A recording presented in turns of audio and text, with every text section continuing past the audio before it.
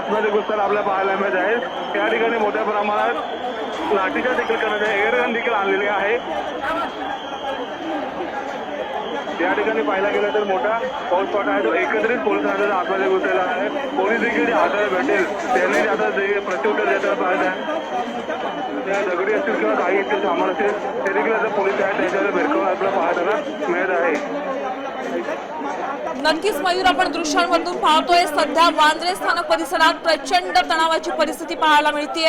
न्यायालयाच्या आदेशानंतर गेला काल आपण पाहिलं की शांततेत सुरू असलेल्या या मोहिमेमध्ये आज अचानक स्थानिक नागरिक आक्रमक झालेले आहेत आणि त्यांनी थेट पोलिसांच्या दिशेने दगडफेक केल्याचं आपण पाहतोय। मात्र पोलिसांनी आता त्या जमावाच्या दिशेने धाव घेतलेली आहे आणि या जमावाला पांगवण्यासाठी पोलिसांकडून देखील आता शर्थीचे प्रयत्न सुरू आहेत। आपण पाहतोय सध्या वांद्रे स्थानक परिसरात मोठ्या प्रमाणात पोलिसांचा फौजफाटा आहे आणि सद्यस्थितीला तिथे अतिरिक्त पोलीस देखील बंदोबस्त तैनात करण्यात आलेले आहेत।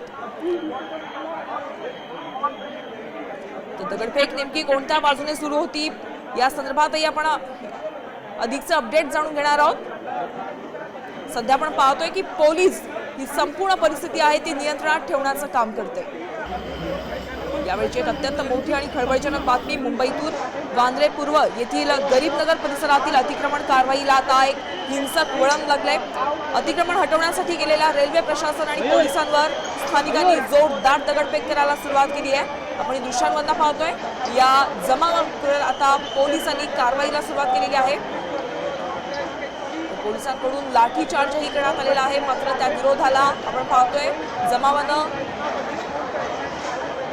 या कारवाईला विरोध करत पोलिसांवर दगडफेक केली।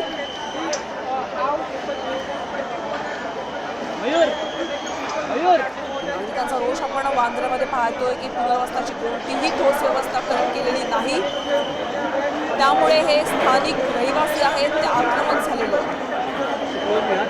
पोलीस परिस्थिती नियंत्रणात आणण्यासाठी मुंबई पोलीस आणि RPFच्या अतिरिक्त तुकड्या घटनास्थळी दाखल झाल्याचं आपण पाहतोय।